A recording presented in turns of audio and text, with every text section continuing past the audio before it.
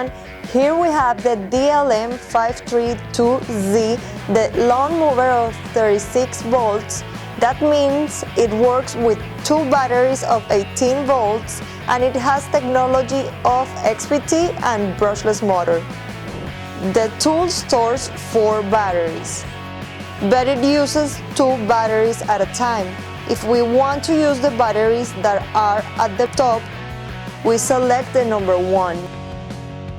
If we want to use the batteries that are at the bottom, we select the number 2 batteries. We have 10 different adjustments to vary the grass cutting height. It's considered a 3-in-1 because it can work as a lawn moving, grass collection or mulching. The first option is to collect the grass in this bag. To collect in this bag the grass, we should keep this locked. The second option is to discharge the grass on the side. We should add this accessory that the tool includes.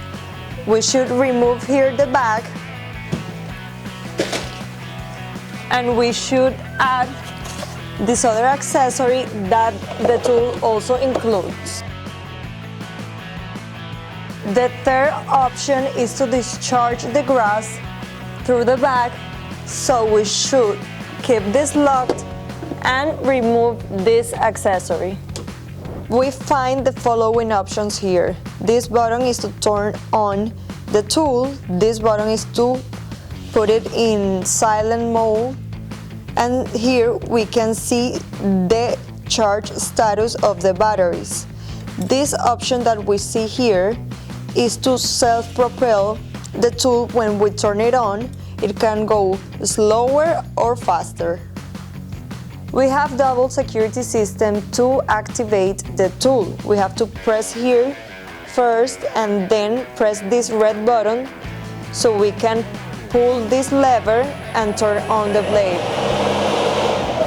This lever that we see on the back is to activate the self-propel option.